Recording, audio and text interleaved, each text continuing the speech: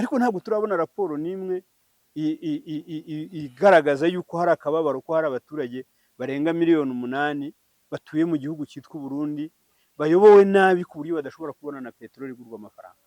Icyo ntabwo tuzigera tukibona. Burundi nta kibazo babateje, ariko suko nta bibazo bafite. Niba ari izo raporo ari raporo zigamije gukemura ibibazo byugarije ibihugu byabo, buri muntu wese udafite ahantu abogamiye arabona yuko igihugu cy'u Burundi gifite ikibazo. Ariko abo bose icyo bibandaho ni impinduka nziza ziri mu Rwanda, bagashaka uburyo bazipfobya, bagashaka kugaragaza ngo yuko ngo n'imibare ngo itangwa ngo batariyo, bagashaka kugaragaza ko ngo n'abaturage bitabira no kujya mu kwiyamamaza kwa nyakubahwa perezida wa repubulika ngo baba babajyanye ku gahato. Nawe ukibaza niba u Rwanda rufite ingufu zingana zite n'abantu bangana bate bakora mu nzego z'umutekano, bashobora gufata abaturage barenga 300,000 bakabajyana kuri site y'ahantu hari bubere kwiyamamaza, bagatangira kuhagera saa 4 z'ijoro kwiyamamaza kuzaba umunsi ukurikiyeho, nta muntu umushoreye. Noneho bahagera bakanakoresha amaji, bantu bakabashyiramo ibintu bituma banabyina bakanezerwa bakishima bagahimba imivugo, kuko mu by'ukuri nk'ubu ngubu bakubajije batari ko ushobora ute gusobanura ukuntu ibihugu, abanyamakuru bo mu bihugu birenga 11 bafashijwe na leta y'igihugu kiri ku birometero 5,000 uvuye ku Rwanda, cyagize uruhare mu mateka akomeye y'iki gihugu, cyagize uruhare cyatanze amafaranga kugira ngo abo banyamakuru bajye gukora inkuru isebye igihugu. Abanyamakuru 50 bakomoka mu bihugu 11. Urumva ko harimo ikintu kimeze nk'urwango rumaze imyaka myinshi ruba hagati ya biriya bihugu. Ngira ngo uyu munsi intambara ziri muri aka karere ni ingaruka z'amakosa cyangwa se ibibazo byashyizwe bikozwe n'Ababiligi igihe cy'ubukoroni.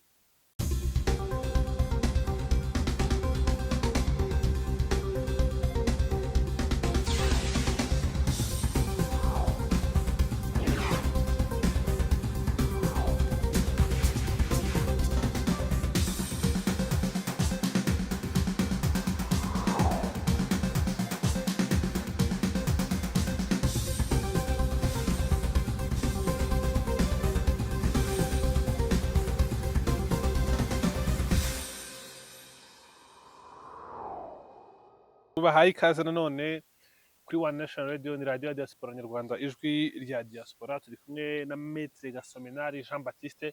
Maître, nukuri tubahaye ikaze hano kuri One Nation Radio. Murakoze cyane. Ni byiza kubana namwe. Uyu munsi ndagira ngo tuganirize, ujye udufasha kumva bimwe mu bintu twe kumva biba bigoye, cyane cyane kubiba bibera mu karere, by'umwihariko iyo umuntu avuze akarere ahantu hari ibintu byo kumenya cyane biri current cyangwa mu bigezweho. Ni muri Repubulika ya Demokarasi ya Kongo. Hari byinshi byavuzwe uyu munsi, hari byinshi bimaze iminsi bivugwa, nagira ngo tugende tubinyuramo, utubwira icyo bivuze, utubwira n'aho bigana, n'igisubizo muri Repubulika ya Demokarasi ya Kongo uko cyaboneka, n'ababifitemo uruhare kugira ngo ntikiboneke, turebe n'abashaka kugira ngo igisubizo kiboneke. Hamaze iminsi hari imirwano, yego ni Repubulika ya Demokarasi ya Kongo, turebe amakuru ahari, turebe nicyo turi bubivugeho. Nko kuri uyu munsi twabonye Leta Zunze Ubumwe za Amerika, nari nkomeje kuri Kanyabayonga, yavuyemo imirwano yari ikomeje muri teritwari ya Kivu y'Amajyaruguru, aho ingabo nyinshi za Repubulika ya Demokarasi ya Kongo ziri guhunga. Hari n'abo twumvishe bakatiye kubera ko bahunze urugamba. Kuri ubu ngubu aka gahenge Leta Zunze Ubumwe za Amerika yatangaje ni agahenge ki, kavuze iki? Nko mu rugamba rwa ruhari, Amerika ibikoze kubera iki? Ni strategy igana hehe? Mu by'ukuri nibyo koko hari hashize igihe hari imirwano, kandi hari n'ibice byinshi byafashwe muri iyi minsi, cyane cyane biriya bice byerekeye muri teritwari za Rubero na Beni, aho bakunda kwita Grand Nord. Rero iyo mirwano nyuma y'uko utwo duce dufatwa, harimo Kanyabayonga, harimo ahitwa Ikimaka, harimo ahitwa Miliki, harimo ahitwa Kayina, ahitwa Karumba, Ikirumba nako, urabizi iyo hari imirwano hajya habaho no guhunga kw'abantu bava mu byabo. Noneho itangazo ngira ngo mwabonye rya Leta Zunze Ubumwe za Amerika rivuga yuko ari agahenge bashoboye kubona bavuganye n'impande zihanganye kugira ngo abavuye mu byabo bashobore kubisubiramo, ndetse ni agahenge kugira ngo hashobore gutangwa ubutabazi ku babukeneye. Niko itangazo rivuga, nubwo byagaragaye ko hari ayandi matangazo nayo ari avuguruza, cyane cyane yaturutse ku ruhande rwa Kongo, ariko twarabimenyereye akenshi ibyo leta ya Kongo yumvikanye n'abo baganiriye, iyo igiye gutanga itangazo ivuga ibitandukanye n'ibyo yumvikanye, tukaba tutumva impamvu leta zunze ubumwe za Amerika zishobora gutanga itangazo zivuga ko ari ibyagezweho mu biganiro n'impande zihanganye, ndetse bakanavuga yuko ari agahenge, bakanavuga yuko nyuma y'ako muri ako gahenge ari ugufasha, ari ukugira ngo abashinzwe ibikorwa by'ubutabazi bashobore kubigeza ku babukeneye, abahunze bava mu byabo bashobore kubisubiramo, ariko bongeraho yuko ari n'uburyo bwo kugira ngo impande zihanganye zishobore kuganira kugira ngo ariya masezerano cyangwa se iriya processus ya Rwanda yongere itangire, ndetse ibibazo bituma haba intambara biganirweho bibonerwe igisubizo, ndetse n'ibibazo byatwaye intandaro y'uko intambara iba nabyo biganirweho habonekeye igisubizo kirambye. Ibyo niko itangazo rya Amerika ribivuga. Icyo ni impamvu muzi ari nabyo bikunze no gutangwamo ibitekerezo n'umukuru w'igihugu Perezida Kagame yarabigarutseho mu biganiro byinshi, avuga ati abantu nibarebe impamvu muzi aho ikibazo gituruka, ntibarebere uko bimeze ubu ngubu, ariko Repubulika ya Demokarasi ya Kongo isa nkaho yirengagiza icyo kintu. Kuri iyi nshuro Repubulika ya Demokarasi ya Kongo iremera kwinjira mu kibazo neza, irebe ku mpamvu muzi. Simbihamya kuko ukurikije ibyatangajwe n'umuvugizi wa leta ya Kongo, biragaragara ko we abona ikibazo bitandukanye n'abandi. Abandi bose bavuga yuko impamvu muzi y'ikibazo igomba kuganirwaho ikabonerwa igisubizo kugira ngo intambara irangire. We akabona intambara irwanwa mu burasirazuba bwa Kongo ko ari intambara y'ubushotoranyi bukorwa n'igihugu cy'u Rwanda kuri Repubulika Iharanira Demokarasi ya Kongo. Agahenge bavuga kazagera gatangira uyu munsi tariki ya 5 kugera ku itariki ya 19, abandi babibonamo yuko ari ukugira ngo inkunga zishobore kugezwa ku bazikeneye ubutabazi, ndetse abahunze bashobore gusubira mu byabo, ababyifuza, n'abandi bose bashobora kuba babona aka gahenge kabafasha bagakoresha, ariko noneho n'impande zihanganye nazo zigakoresha mu kugira ibyo zumvikana. Niko itangazo rivuga. Ariko umuvugizi wa leta ya Kongo akavuga ngo ntabwo ariko byagenze, ngo ahubwo ngo ni leta ya Amerika ngo yategetse leta y'u Rwanda ngo guhagarika imirwano, gukura ingabo zayo ku butaka bwa Kongo ngo bitarenze tariki ya 19, ngo ndetse ngo babikoze ngo bakurikira ngo ibihano umuryango w'ubumwe bw'i Burayi wafatiye leta y'u Rwanda. Ubwo ibyo nibyo leta ya Kongo ivuga, ubu ni umuvugizi wayo. Ukibaza rero niba umuntu nk'uwo nguwo ari umuntu witeguye kuba hari yakwicarana n'abo bahanganye kugira ngo bashobore gukemura ikibazo, kuko n'ikibazo ubwacyo ntabwo akibona uko giteye, we akibona mu buryo bwe butari bwo. Ntabwo rero ushobora gukemura ikibazo utabanje kubona impamvu muzi yacyo. Ikintu cya mbere yo gukemura ikibazo ni ukubanza ukacyumva, iyo wacyumvise nibwo ushobora kugishakira umuti. Birumvikana rero imvugo ze ziragaragaza yuko ntabwo amahoro ari ikintu bifuza, ntabwo ari ikintu bazaharanira. Nibaza yuko agahenge ko gashobora kubaho, kuko nibakubahiriza ntibatere, abandi nabo bakakubahiriza ntibabatere, hazaba agahenge, ariko nyuma yo kuri 19 ntabwo ikizaba kigaragara, kuko nta bushake bwo kurangiza intambara buri ku ruhande rwa Kongo. Maître, utekereza ari iyihe mpamvu Repubulika ya Demokarasi ya Kongo idashaka kuganira ku mpamvu muzi yateje iki kibazo? Ngewe nibaza ko iki kibazo kijya gutangira bakigizemo uruhare, nta kintu cyabatunguye. Ari abaturage bahunze hagiye gushira imyaka irenga 25 bagahunga igihugu cyabo, bakaba bakwirakwiye muri aka karere kose aho baba mu nkambi z'impunzi.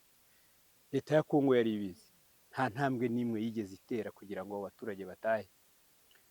Haba noneho intambara zose zagiye ziba, eh, ubutegetsi bwa Kongo kubera ko icyicaro cyabwo kiri kure y'aho intambara ibera, ntabwo mu by'ukuri iriya ntambara bajya bayifata nk'ikibazo, ahubwo bajya bayifata nk'aho ari uburyo bwo kubona ibyo badafite kuko bayihinduye ubucuruzi.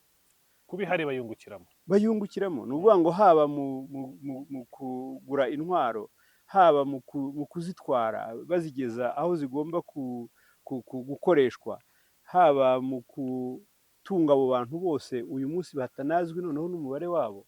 Ibyo byose iyo ubishyize hamwe ubona yuko mu by'ukuri ubutegetsi bwa Kinshasa budafite inyungu n'imwe, budafite ubushake bwo kuba bwarangiza iriya ntambara kuko buyungukiramo, cyabaye igikorwa cy'ubucuruzi babona mu indonke.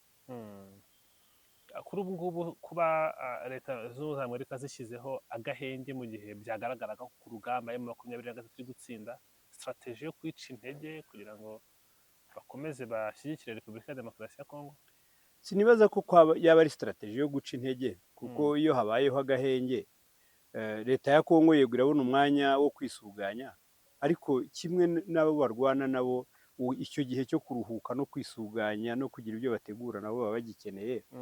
Ntabwo rero intambara barwana ari intambara navuga yuko ari intambara yatuma bacika intege mu cyumweru kimwe cyangwa ibyumweru bibiri haba habaye agahenge, kuko mu by'ukuri nk'uko nari natangiye mbisobanura, impamvu barwanira ni impamvu ikomeye, ni impamvu ifashe ku buzima bwabo bwose n'ababo. Ntabwo rero nibaza yuko agahenge k'ibyumweru bibiri gashobora kubaca intege cyangwa kagira icyo gakora ku bijyanye n'uburyo bari biteguye, n'uburyo urugamba barurwana, n'uburyo babyitwaramo. Kandi si ubwa mbere twaba tubonye n'agahenge. Si ubwa mbere, ndetse ahubwo mbere hagiye habaho uretse n'agahenge hari n'ibyo basabaga ubona bidashoboka, bakemera bakabikora mu rwego rwo kugira ngo bagarure amahoro. Ariko nabyo nta kintu byatanze. Murabyibuka nko muri 2010, mu mpera za 2012, mu ntangiriro za 2013, bafashe umujyi wa Goma, umuryango mpuzamahanga ubasaba yuko bawuvamo, bagira n'amasezerano bagiranye icyo gihe, bakoreshaga uriya muryango wa ICGLR, icyo gihe wayoborwaga na Perezida Museveni wa Uganda. Niwe wenyine wahamagaye abarwanyi ba M23 arabwira ati turifuza kubafasha nk'urwego ruhuriyemo ibihugu by'akarere, ariko mbere yo kugira ikintu gikorwa icyo ari cyo cyose mugomba kurekura uwo mujyi wa Goma, tukareba uburyo mwakumvikana na leta ariko mwavuye mu mujyi. Umujyi bawuvuyemo, baragenda, ibyakurikiyeho mwarabibonye. Rero mu by'ukuri hari n'igihe bizageraho n'ibibasaba bizagera igihe bitubahirizwa, kubera ko ibyo baba basezeranye yuko biri bukurikire nyuma y'uko ibyo basabye babihawe, batajya babikora kandi ntihabeho no gukurikirana ngo bamenye ngo bimeze bite. Nibaza rero yuko no muri iyi minsi dushobora kuzabona ikintu gisa n'icyo.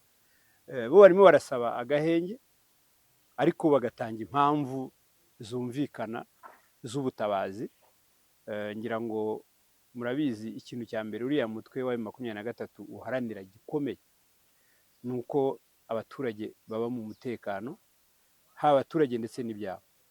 Ibyo biragaragarira no mu duce bafashe, turangwamo umutekano n'amahoro kuruta ahagenzurwa na leta. Ariko iyo urebye ibikorwa ku rundi ruhande, nk'ubu ntabwo Amerika mu gusaba yuko haba agahenge, ntabwo yigeze ivuga kuri biriya bikorwa bya kinyamaswa byo kwica abantu birimo biba ku manywa y'ihangu, abantu bafata za videwo bica abantu kubera gusa aba ari bo. Hari umushi bishe ngo kubera ko babonye ngo afite mu maso hasa n'ah'Abatutsi. Hari undi bishe we bari babizi ko atari Umututsi, ariko bamwica kubera ko afite izina ry'Ikinyarwanda kuko yitwa Mahoro. Urumva rero, ngira ngo n'ubushize narabivuze, kugira ngo icyaha cya jenoside amategeko yemeze yuko aricyo cyakozwe, ntabwo bisaba kuba hapfuye abantu amagana, ibihumbi cyangwa miliyoni. Jenoside ni icyaha gikorwa iyo umuntu yishwe bitewe n'uwo ari we. Ni ukuvuga ngo umuntu yatewe aricwa kubera ubwoko akomokamo, kubera idini se, kubera se yenda groupe nationale icyo wamuhoye Yego. nicyo bareba, ntabwo bajya bareba umubare w'abantu bapfuye. Ni ukuvuga ngo niba wagiye gutera umuntu kubera ko ari umututsi, ni ukuvuga ngo ni ubwicanyi bwibasiye umuntu kubera ubwoko bwe, nicyo bita jenoside. Kuko uba ushaka gutsemba bwa bwoko, ni ubwoko bugambiriye, ntabwo aba ari umuntu cyangwa se ntabwo mu by'ukuri ni identity ye uba ushaka, ntabwo ishingiye ku bwoko, ntabwo aba ari umuntu nka bya bintu tuba twita manslaughter bisanzwe, icyaha cy'ubwicanyi. Iyo rero uko gutagetinga umuntu, uko kwibasira umuntu ushingiye ku bwoko bwe, nibyo bita ko ari icyaha cya jenoside, ari nacyo cyaha ubona gihatse ibindi byaha, icyaha kiruta ibindi. Rero nabivuze, hari imitwe myinshi, iriya mitwe myinshi yitwara gisirikare yose ihabwa intwaro na leta ya Kongo, ifashwa na leta ya Kongo. Abo bantu bose bitwa ngo ni impuguke, iyo bakora za raporo ibyo bintu byose barabyirinda, ntibabivuga, kandi mu by'ukuri nibyo biteza ibibazo mu burasirazuba bwa Kongo. Kubera iki kintu cy'ingenzi Amerika, abantu bakora raporo bashobora kukirengagiza, kandi ubona aricyo cyatumye abafata intwaro bazifata. Impamvu babyirengagiza nta yindi, biterwa n'abo bakoze raporo uba yabohereje kuyikora icyo aba yabatumye. None se ushobora guha umuntu akazi utamuhaye terms of references, ibyo agenderaho byanze bikunze. Buriya barababwira bati ibishobora kubangamira iyi narrative ntimukabishyiremo, twebwe ibyo dushaka ko mushyiramo ni ibi ngibi. Nayo mpamvu izo raporo twebwe tuvuga yuko ari raporo ziba zifite ahantu zibogamiye, ni raporo udashobora kwizera, udashobora gushingiraho ufata icyemezo icyo ari cyo cyose, kubera ko ni raporo ziba zakozwe n'uruhande rufite ikintu rushaka. Kuko ibyo ari byo byose, ngira ngo ubwicanyi bubera muri Kongo abantu bose barabubona, ntabwo murabona igikorwa cya kinyamaswa cyabereye muri zone igenzurwa na M23, kandi naho haba abantu, kandi benshi. Ngira ngo uyu munsi nibwo nabyutse mbona za lisite z'ahantu hamaze kubohorwa na M23, byakozwe n'uriya muryango bihita ngo ni urubyiruko ngo ruharanira kurengera uburenganzira bwa muntu, witwa Ruca. Nyamara ni umutwe ugizwe n'abo bantu bose bashinzwe kwirirwa bigisha imvugo z'amacakubiri n'iz'urwango, birirwa bigisha yuko ngo abatutsi atari abanyekongo bagomba kwirukanwa bakava muri Kongo. Babyutse basohora urutonde rw'ahantu hafashwe, aho hantu hose haratekanye, ariko nta muntu n'umwe muri izo raporo zose, nta na hamwe uzabona bakubwira yuko nko mu mujyi wa Gicanga abantu baryama amasaha bashakiye, ko bakora kugeza igihe bashakiye. Nta muntu uzakubwira ko ikiwanja hari umutekano uruta kuri Goma. Aho hose n'ahagenzurwa na M23. Umujyi wa Rucuro cyangwa umujyi wa Bunagana, yuko ubucuruzi bukorwa amasaha 24, abantu bishyira bakizana, bagenda amasaha yose bagakora. Icyo M23 basaba gusa nuko babikora bubahiriza amategeko batabangamira abandi, ariko mu by'ukuri ahantu hose bagenzura ni ahantu harangwa umutekano n'amahoro. Ariko muri izo raporo zose zisohoka kandi zivuga ko ari raporo z'impuguke zakozwe ku burasirazuba bwa Kongo, ntabwo ibintu nk'ibyo ngibyo bazabishyira muri raporo. Ntabwo babishyira muri raporo, ahubwo bashyira muri raporo ibyo babatumye ngo muzatwandikire ibi ngibi. Ugasanga aho kugira ngo barebe impamvu y'intambara, ukareba aho kugira ngo barebe impamvu abantu bafashe intwaro ngo barwane, aho kugira ngo barebe impamvu hamwe haba umutekano ahandi ntihabe umutekano, aho kugira ngo barebe impamvu z'umutekano muke uri no mu mijyi ya Kongo, bo icyo bareba ngo ni ibyo babatumye kureba, ni nabyo bandika, ariko mu by'ukuri bitandukanye n'ibiba byahabereye. Kuko iyo biza kuba habera ibinyuranyije n'ibyo tuzi, nibyo baba bandika, ariko mu by'ukuri ku bijyanye n'umutekano n'imibereho y'abaturage bari ahantu umutwe wa M23 wafashe, muri ziriya raporo hose ntawe uzabibona. Ariko haramutse habaye ikintu icyo ari cyo cyose gishobora nko guhungabanya nk'ubuzima bw'abantu, izo raporo zose nibwo zahita ziza. Ngira ngo n'ubushize twari twabivuze, nibazaga niba mwari mwabona raporo ya Human Rights Watch yaba yakoze nko ku gihugu nka Malawi cyangwa nka Namibia cyangwa nka Botswana. Mwari mwabona izo raporo? Kandi nazo zigira ibibazo. None se hari ahantu hataba ibibazo? ntaho wapfa kubona. nta hantu na hamwe keretse aho bajya batubwira mu ijuru niho haba ibibazo, naho ku isi ahantu hose haba ibibazo ku nzego zitandukanye bitewe n'uburyo abayobozi baho n'abaturage baho babyitwaramo n'uburyo babikemura. Ariko raporo za Human Rights Watch, hari n'ikindi cyitwaga African Rights, sinzi ko nacyo kikibaho, gishobora kuba cyarahombye, ntabwo mperuka kumva raporo zacyo.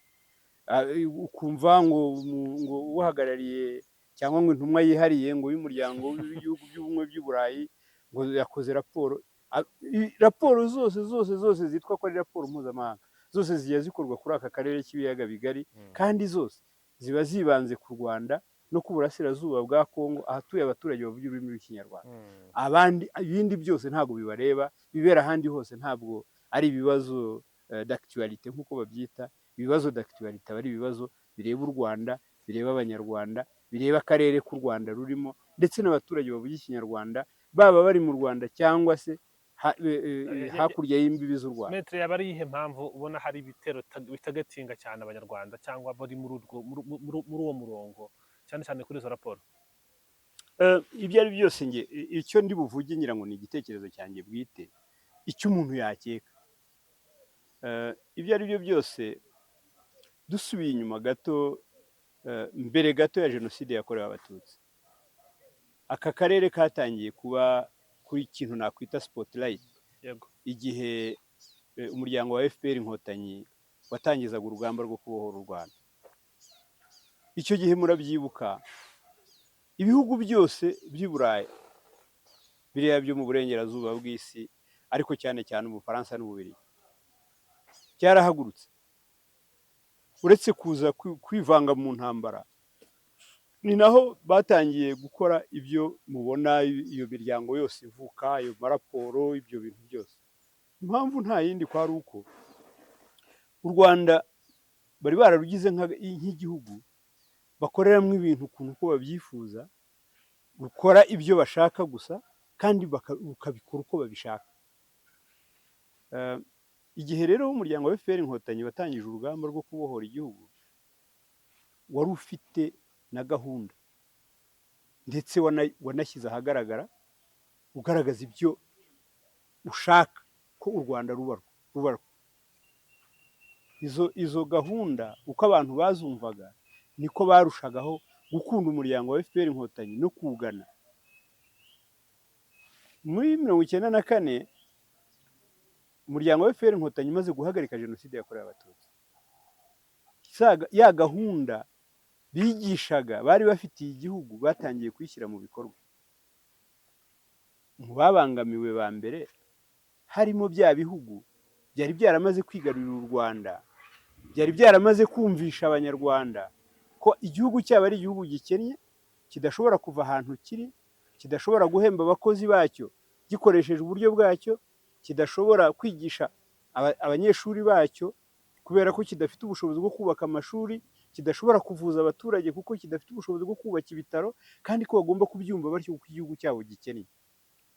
Hanyuma FPR yaje igaragaza yuko mu by'ukuri igihugu kidakennye, ahubwo cyari gikeneye ubuyobozi bushobora kugaragaza yuko igihugu gifite icyo nakwita opportunities, aho cyashoboraga kwigisha abana bacyo, kikavuza abaturage bacyo, ndetse kikiteza imbere.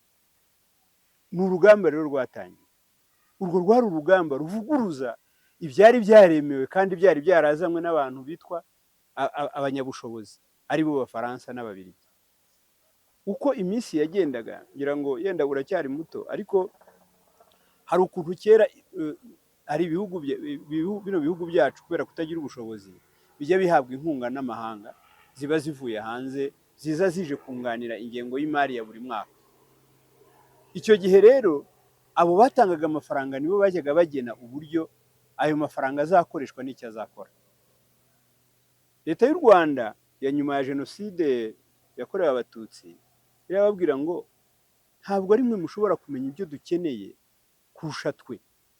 Niba mushaka kudufasha, dore igenamigambi ryacu ngiri, nimutwereke aho mushobora gushora amafaranga mushaka kuduha, ariko kugira ngo dushobore kugera kuri iki ngiki uko ari cyo twebwe twateganyije.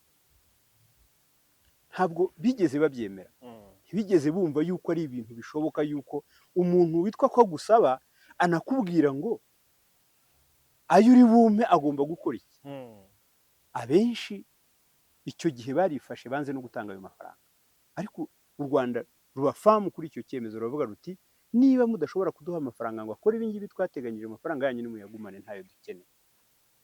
Hari projects nyinshi zafunze ziragenda, hari partners benshi bahisemo kudashyiramo amafaranga, ariko uko iminsi yagiye bagenda babyumva.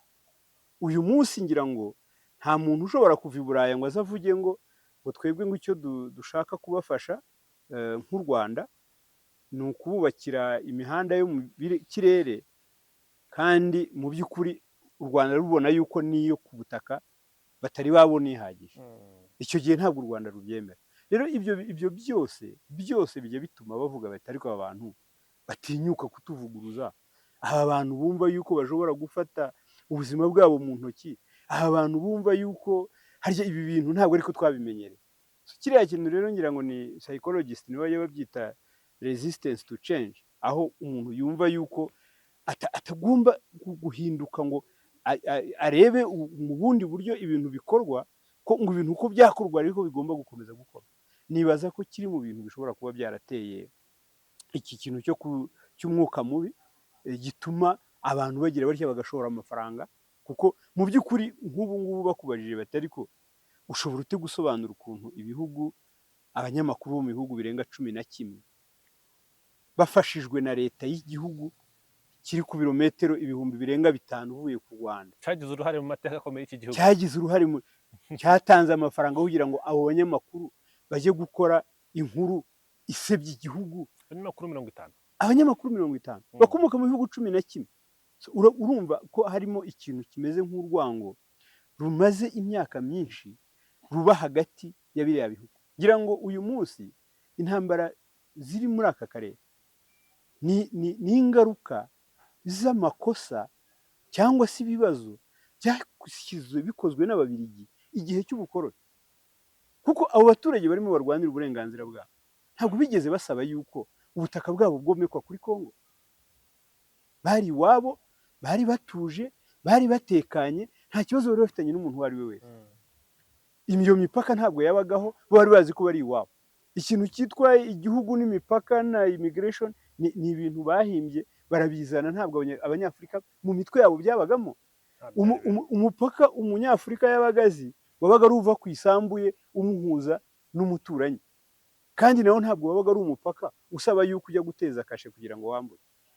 Uyu munsi rero intambara zirimo zirwanwa mu burasirazuba bwa Kongo mu by'ukuri n'ingaruka z'ibibazo byasize bikozwe n'Ababiligi mu Rwanda no mu karere, cyane ko Ububiligi aribwo bwakolonije u Rwanda n'u Burundi na Repubulika Iharanira Demokarasi ya Kongo.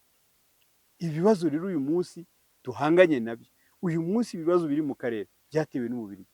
Rero iyo muri ibyo bihugu, nawe reba nk'abaturanyi bacu mu majyepfo, ndavuga Burundi, n'ibintu bike by'ibanze abantu bakenera nka peteroli ugura amafaranga kugira ngo ushyire mu modoka ushobore kuva ahantu hamwe ujya ahandi, nayo ntabwo bayifite. Ariko ntabwo turabona raporo n'imwe igaragaza yuko hari akababaro, ko hari abaturage barenga 8,000,000 batuye mu gihugu cyitwa Burundi bayobowe nabi ku buryo badashobora kubona na peteroli igurwa amafaranga. Icyo ntabwo tuzigera tukibona. Burundi nta kibazo babateje, ariko niba ari izo raporo, ari raporo zigamije gukemura ibibazo byugarije ibihugu byabo, buri muntu wese udafite ahantu abogamiye arabona yuko igihugu cy'u Burundi gifite ikibazo. Kubera iki izo raporo zitibanda kuri icyo gihugu ngo zivuge ngo bariya abaturage 8,000,000 bakurwa mu kangaratete bati, ahubwo raporo zikaba zireba igihugu nk'u Rwanda, aho sekiteri zose z'ubuzima ubona yuko habayeho impinduka, habayeho kuzamuka inshuro zirenga 20-30. Akaba ari icyo gihugu, bya bihugu b'abanyamakuru na babahanga bose na za mpuguke, abiyita impuguke, kuko mu by'ukuri umuntu uhugutse yagombye kuba ari umuntu ukora ibintu byiza. Ariko abo bose icyo bibandaho ni impinduka nziza ziri mu Rwanda, bagashaka uburyo bazipfobya, bagashaka kugaragaza ngo yuko ngo n'imibare ngo itangwa ngo batariyo, bagashaka kugaragaza ko ngo n'abaturage bitabira no kujya mu kwiyamamaza kwa nyakubahwa perezida wa repubulika ngo baba babajyanye ku gahato. nawe ukibaza niba u Rwanda rufite ingufu zingana zite n'abantu bangana bate bakora mu nzego z'umutekano, bashobora gufata abaturage barenga 300,000 bakabajyana kuri site y'ahantu hari bubere kwiyamamaza, bagatangira kuhagera isaa 4 z'ijoro kwiyamamaza kuzaba umunsi ukurikiyeho nta muntu umushoreye. Noneho bahagera bakanakoresha amaji, ba bantu bakabashyiramo ibintu bituma banabyina bakanezerwa bakishima bagahimba imivugo. Yewe nibaza ko mu by'ukuri ibyo bariya abantu bakora nta kindi nabikubwiye, ni igitekerezo cyanjye, ngewe mbona ari ishyari. Ni ukuvuga ngo ibyo twebwe tutashoboye gukora bariya bantu barimo barabikora kandi bakoresheje uburyo tutabahaye, kuko nk'uko nabikubwiye ibihugu byinshi byahaga u Rwanda inkunga byarazihagaritse kubera ko bitigeze byihanganira yuko u Rwanda rubabwira ngo dore aho twebwe twifuza yuko mwadufasha naha, kuko niyo secteur tubona ibabaye kurusha izindi. Bati ntabwo dushobora kuha abantu ngo banadutegeke uburyo tubaha, ahubwo bakigenda. Noneho basanga, ngira ngo wabonye nk'imibare, hari nk'ibirometero tuvuge nk'ibihumbi 2,000 bya kaburimbo mu gihugu, ukanga gutanga inkunga ngo kubera ko bakubwiye yuko aho bashaka kuyijyana ari ahangaha, bagaruka nyuma y'imyaka 10 ugasanga bya birometero byikubye inshuro 20, na ya nkunga ntayo watanze. Ugasanga ya mihanda yari utusibanzira yabaye imihanda minini, ifite inzira z'abanyamaguru ndetse ifite n'urumuri rw'amashanyarazi ruyimurikira mu ijoro, ku buryo abantu bashobora bagenda ijoro n'amanywa kandi ukabona n'umutekano barawufite. Noneho yaza akabibona ati ntabwo ni ibintu bishoboka, ati buriya byanze bikunze, ati hari ibintu byakozwe, bano bantu baratubeshya, ati amafaranga yose yagombye gukora ibi ngibi yose barayazana kugira ngo ibyo tuzajya tubona. Ariko noneho yajya no mu giturage agasanga nuko bimeze, yajya mu bitaro agasanga abantu bose baravurwa, agasanga ibintu birakora. Noneho ryapfunwe niryo rituma bakora ibi bakora, nibyo bituma bohereza abo banyamakuru baha amafaranga kugira ngo baharabike, nibyo bituma izi raporo zose ubona zidafite agaciro birirwa basohora ku gihugu kimwe nk'aho aricyo cyonyine kiba ku isi. Ngewe nibaza ko nta kindi ni ishyari, nta kindi nuko abanyarwanda bashoboye gukora ibyo bo batashoboye gukora. Maître, ikibazo n'ubundi cyaturutse kuri izo raporo ziri gukorwa muri Repubulika ya Demokarasi ya Kongo, naho udashobora kubona berekana hari ibisubizo, berekana ibibazo gusa, n'ibyo mu kugira ngo tukora neza ntabwo babyerekana. Ukomeza kurambiriza amaso ku bisubizo ko bizava kuri aba bantu aribo baduteza ibyo bibazo, aribo bakora izo raporo, bizashoboka ko igisubizo kizaboneka koko? Ntabwo bishoboka. None se abateje ibibazo bashobora no kuzana ibisubizo? Ntabwo bishoboka. Ntabwo ni ukuvuga ngo ibisubizo by'ibibazo byaba ari byo mu burasirazuba bwa Kongo, byaba ari n'ikindi gihugu icyo ari cyo cyose cyo muri Afurika n'ahandi hose, ndetse n'ibisubizo by'ibibazo by'abantu ndetse n'ibihugu. Niba abanyarwanda baca umugani ngo ko mu nzu y'undi kaza imvura ihise, ni uko nta muntu ugikemurira undi kibazo. Mu by'ukuri umuntu ashobora kukunganira kubera ko ari inshuti, ashobora kukunganira kubera ko ari umuvandimwe, birashoboka, ariko mu by'ukuri nta muntu ugikemura ikibazo cy'undi. Ibibazo rero by'aka karere bigomba gushakirwa ibisubizo na bene byo, igihe icyo ari cyo cyose batazabibonera igisubizo, ntabwo igisubizo kizigera kiboneka. Ko nta muntu uzava ikantarange ngo aze gukemura ikibazo cy'umutekano muke abantu bafite muri aka karere, nta muntu uzava ikantarange ngo aze gukemura ibibazo by'umutekano muke mu burasirazuba bwa Kongo, nk'uko nta muntu wigeze ava ikantarange ngo aze gukemura ibibazo by'u Rwanda igihe byari ingutu, igihe igihugu cyari gisa nk'aho cyazimye burundu, abaturage bacyo abatarishwe barahunze, abatarahunze bafunze, abadafunze nabo bari aho ngaho mu bukene badafite iyo berekera, kubera ko igihugu mu by'ukuri cye cyatakaje ibintu byose. N'abari bariho batariho. Ariko icyo gihe ubuyobozi bw'u Rwanda n'abanyarwanda bashyize hamwe baravuga bati ibi ni ibibazo byacu, tugomba kubishakira umuti, kandi tugahera ku muti tuzavuguta ubwacu, hanyuma uwo muti uzajya ugenda utanga tukongeraho n'ibindi, tukareba ukuntu twabivamo. None igihugu cyagiye kiyubaka, kugira ngo hashize imyaka 30 twibohoye, aho tumaze kugera harashimishije, nubwo inzira ikiri ndende. Ngira ngo turacyafite inzira ndende kuko ntabwo twavuga yuko twageze ku bintu byose twifuza, ariko nibura dufite igihugu cyitwa igihugu, dufite igihugu cyubashywe, dufite igihugu gifite iby'ingenzi abenegihugu bakeneye, dufite igihugu twaheraho twubakiraho ibyo dukeneye kubaka no kugera aho twifuza kugera, ariko nibura dufite igihugu cyubashywe, muri make ni nabyo buri muntu wese ugisuye abona. urakoze cyane Maître, twakomeje cyane kuri Repubulika ya Demokarasi ya Kongo, tureba ku bisubizo aho byaturuka n'ibibazo bihari ukuntu bimeze ubu ngubu, ariko mu minsi ishize hashize igihe runaka Tshisekedi yarirenga aravuga ati sinzigera na rimwe nganira na M23, ahubwo nzaganira n'u Rwanda kuko ari rwo rwanteye, ntabwo natewe na M23. Mu minsi ishize actually muri iki cyumweru hajya amakuru hanze y'inzego z'ubutasi zivuga ko Tshisekedi noneho ashobora kuba ari gushaka kuganira na M23. Bibaye ari byo, utekereza hari iyihe mpamvu noneho yatuma Tshisekedi ava ku izima akaganira na M23? Baramutse baganiriye ubona byakemura ikibazo ku ruhe rugero? Impamvu yakwemera akava ku izima akavugana na M23, icya mbere ni uko inzira ya mbere yari yahisemo yo gukoresha intwaro itamuhiriye, kuko intambara mu by'ukuri yaramunaniye, kandi atangira avuga ayo magambo akakaye, icyo yari yishingikirije nta kindi, zari ingabo z'u Burundi, zari ingabo za SADC, bari abacanshuro akoresha, na ziriya nsoresore zose ziva mu mitwe irenga 100 yitwara gisirikare mu burasirazuba bwa Kongo, yahawe intwaro na leta. Bari bazi yuko mu gihe gito bazaba barangije ikibazo bakoresheje intwaro ndetse n'ingufu za gisirikare, ariko uko iminsi igenda niko barushaho kugenda batakaza urugamba barwana rwa gisirikare. Rero batangiye kubona ko iyo plan A idakoze, abantu bahita batekereza plan B. Niyo mpamvu amakuru y'ubutasi avuga yuko noneho Tshisekedi ashaka kuganira n'umutwe wa M23. Ariko se niba yaravuze ko M23 itabaho, azaganira n'abantu batabaho? Niba avuga yuko ashaka kuganira n'u Rwanda, u Rwanda rukamubwira ko atari rwo rurwana nawe, none se azarujyana mu mishyikirano ku gahato? Kuko mu by'ukuri icyo ibi bihugu byombi bitumvikanaho kandi gishingiye ku bintu bifatika, kuko twebwe iyo tuvuga ibintu bifatika.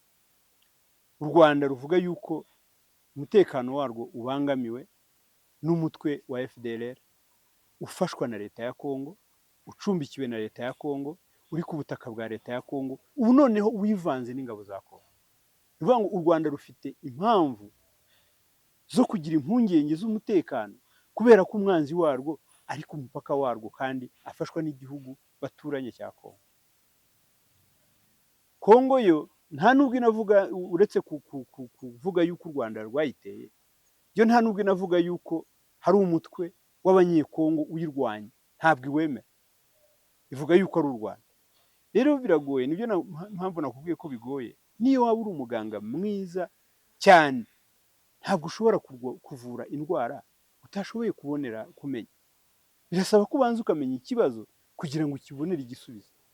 Rero Kongo iyo ipoza diagnostic, iyo ipoza nabi, ntabwo iyirengagiza ibibazo igahimba ibindi, ntabwo izakemura ikibazo rero ishingiye ku bintu yahimbye. Birasaba yuko ibanza ikumva ikibazo, hanyuma ikagishakira umuti uhamye kandi urambye. Igihe batazaba ari uko babigenje, hazabaho inama nyinshi, hazabaho imishyikirano myinshi, ariko nta gisubizo kizigera kiboneka. Kuko ngira ngo niba mubona kuri televiziyo buri munsi abantu bicwa ku manywa y'ihangu bahowe uko basa, ntabwo icyo kintu leta ya Kongo ikaba itakibona, ntigire n'iki gikora, kuko nk'ubwo kuva ubwo bwicanyi bwose bwabereye mu mujyi wa Butembo ndetse no mu nzira iva Butembo igana Kanyabayonga, aho batega imodoka bagakuramo abantu, zimwe bagatwika, izindi abantu bakica, ntabwo leta irakora n'itangazo yamagana ibyo bintu bivuga ko ibishyigikiye. None se niba idashobora kubona ikibazo izagikemura gute? Njye ntabwo mbibona. Ni ukuvuga ngo birasaba icyo gihe leta ya Tshisekedi nidahindura imyumvire, birasaba yuko izaba yavuyeho, hajeho leta y'abandi bantu bumva, bakaganira n'abo barwana, bagashobora kubona igisubizo. Naho ubundi atari ibyo, nibaza ko iriya ntambara izakomeza, izamara igihe kinini, kuko ngira ngo yatangiye 2022, ari uko imvugo zimeze, leta ivuga ko idashobora kuganira nabo kuko mwita bazi nk'abanyekongo ko ari abanyarwanda bateye. Byatangiye ari akantu gatoya hariya mu ishyamba ry'ibirunga, barahava kugeza igihe bafatiye umujyi wa Bunagana, bafata umujyi wa Rucuro na Kiwanja, bagera igihe bambuka ishyamba bajya muri teritwari ya Masisi, bagera igihe bazamuka hafi y'umujyi wa Goma. Nibaza ko mu by'ukuri igikenewe nta kindi, ni uko leta ya Kongo ibanza ikumva ikibazo, hanyuma ikagira ubushake bwo gukemura. Ngo ni ibintu bibiri. Icya mbere hagomba kuba hari ubushake bwa politiki bwo gukemura ikibazo, icya kabiri hari uko icyo kibazo kigomba kuba noneho bamaze kucyumva, bakacyumva uko giteye, noneho bakagishakira n'igisubizo ku buryo burambye. ukomeje kuri General Neva mu Burundi mu minsi ishize ubwo hari independence yo kumanza gatuza imbere y'abantu, aravuga ati iyo inzu y'umuturanyi ihiye uratabara, niyo mpamvu twagiye muri Kongo gutabara. Arabyemera noneho ko ingabo z'u Burundi ziri muri Kongo, anarenzaho ko ingabo ze ziri gutsinda cyane ku rugamba, ziri gutsinda mu 23, anahemba n'abasirikare, avuga ko bitwaye neza ku rugamba. Burundi muri ibi bintu kuki bumeze nk'aho buri kubijyamo cyane? Se kuba avuga ngo M23 bari kwitsinda, niyo makuru koko ari kuri tere? Abanyarwanda nibo babivuga neza, bavuga ngo ko ari ukwikirigita ugaseka. None se ingabo z'u Burundi zoherezwa muri Kongo hari ukugarura aho M23 yafashe? Nta santimetero n'imwe n'iyi n'imwe bari bigera bigarurira. Yego. Nta birindiro na bimwe bafashe. None se bavuga yuko bitwaye neza, ko batsinze nde, bamutsindiye he? Kuko kubivuga ni ikintu kimwe, ariko kubigaragaza ni ikindi. Ngira ngo turemeranya nawe nk'umuntu ukurikirana amakuru ya hariya ko nta birindiro na bimwe, nta gasozi na kamwe bari bambura M23 kuva aho bagiriye. None se aho perezida w'u Burundi avuga ingabo z'u Burundi zitwaye neza naho zafashe ni njye nibaza ko ni bya bindi. Ntabwo yari kubwira abaturage n'abasirikare ngo abasirikare twohereje muri Kongo bashiriye ku icumu ndetse ntibashoboye kugarura n'ahantu na hamwe twari twabasabye, n'ubu ngubu birirwa birukanka nk'imbwa zasaze. We ni bya bindi yakoresheje disikuru nyine ya yindi y'abanyapolitike yo kugira ngo bumve yuko ibyo akora ari ibintu biri mu nyungu z'igihugu cyabo, mu nyungu zo guhesha agaciro n'icyubahiro igihugu cyabo. Ariko mu by'ukuri ni ukubeshya. Kuva ingabo z'u Burundi zoherezwa hariya, nta gasozi na kamwe zigeze zambura M23. Ngira ngo niba ushaka yuko nkubwiraho M23 yabambuye, yabakuye igicanga, yabakuye ku musozi strategique witwa Gicwa, yabambuye umujyi wa Mushaki, yabirukanye Ikaruba, yabirukanye Ingungu, yabambuye Urubaya hariya wumva bacukura amabuye y'agaciro, ari naho hari haciye ibikuba, isi yose yahagurutse ngo amabuye y'agaciro ya Kongo ngo yigaruriwe n'umutwe wa M23. Aho harindwaga n'abarundi. Uyu munsi ntabwo bahari, babirukanye ahitwa Ishasha. Uyu munsi Minova barahahunze. Ntabwo rero sinibaza mu by'ukuri abo basirikare b'u Burundi avuga ngo bitwaye neza, ngo birukanye M23, azagaragaze ngo nibura ahantu hamwe. Ngira ko twe turabibona igihe cyose, na nyuma y'uko iyo mirwano ibaye, ari imirambo y'abarundi, n'abafashwe bugwate n'uyu munsi bafashwe mpiri ku rugamba, n'uyu munsi u Burundi butari bwashobora gusaba ngo babahe, ndetse n'intwaro nyinshi zanditseho ko ari intwaro z'ingabo z'u Burundi. Byose ni ibimenyetso bigaragara yuko intambara mu by'ukuri ntabwo navuga yuko yabananiye, ahubwo birenze icyo ngicyo. Rero ntabwo mvuga yuko ibyo perezida Neva yavuze ari ukuri. Ntabwo ari ukuri, kandi hari ibimenyetso biragaragara ko atari ukuri, nta nubwo bishobora kuba. Maître, reka tugane ku musozo. Intambara uburyo iri kurwanwamo, ahantu M23 iri gufata ibyo biganiro, akagahenge kari kuza, ibyo iri kurwanira ntabwo tubigarukaho, ni uguharanira uburenganzira bwabo, ariko iragana hehe? Ni ukuvuga ngo intsinzi ya M23 ni iyihe muri iyi ntambara? Eh, nkurikije ibyo bivugira bo ubwabo, bavuga yuko icyo bashaka ari ugukuraho ubutegetsi buriho, bagashyiraho ubutegetsi bwubahiriza abaturage, uburenganzira bw'abaturage bose, ubutegetsi bwubaha igihugu n'abagituye, ubutegetsi buteza imbere igihugu, nibyo bavuga bo bashaka kugeraho. Ariko kugera kuri uyu munota, ibyo bamaze kugeraho ngira ngo murabibona, bamaze gufata ahantu hatari hato. Yenda igisigaye ni ukumenya ese ubushobozi butuma aho hose bahagumana bakongeraho n'ahandi barabufite. Ibyo ngira ngo umuvugizi wabo niwe ushobora kubivuga, ariko mu by'ukuri ikigamijwe nta kindi, ni uko bagarura amahoro mu gihugu, abagihunze bagataha bagasubira mu byabo, bakongera bagashyiraho ubutegetsi bwubaha amategeko, bugendera ku mategeko, buteza abaturage imbere kandi bubaha ibyo bakeneye nk'uko mu bindi bihugu byose bigenda, hatari nka biriya byaho muri Kongo. Iyo muri ku butegetsi mwumva ko ibintu byose biri mu gihugu ari umutungo wanyu bwite, mugabanya na hagati yanyu, umuturage ntabigiremo uruhare kandi aba ari ibye mu by'ukuri. Hanyuma ku cyo bavuga cyo kuvanga no gushyiraho agace ka North Kivu kakigenzura, ariyo y'U23 kagenzura, byo gushoboka kwabyo ni ukuhe muri 2024? Ibyo ngira ngo ni leta ya Kongo ibivuga n'abantu bayishyigikiye, kubera ko biriya bihugu byagiye bishyirwaho n'ibihugu by'ibihangange byo ku isi kandi bibifitemo inyungu. Bibaza yuko kuvuga yuko bagiye gucamo ibice bizatuma abo bantu bahaguruka bakabarwanyiriza rimwe, kuko urimo muburizamo umugambi wabo, kuko bo bifuje ko ari uko bigenda. Ntabwo rero nibaza yuko waba ufite ubushobozi bwo gufata igihugu cyose ngo hanyuma ugende ujye gufataho agace gato, keretse niba ubushobozi bwo gufata igihugu budahari, kuko ibyo ari byose icyo tuzi ni uko aho bafashe barahagenzura bakahashyira ubutegetsi. Ubwo igihe batari bashobora gufata igihugu cyose, keretse niba ibyo ari byo bita balkanization, uko gushyira ubutegetsi ku duce bafashe, kuko icyo baba bagamije ni ukugira ngo aho hantu hatuye abaturage babone serivisi bari basanzwe bahabwa na leta.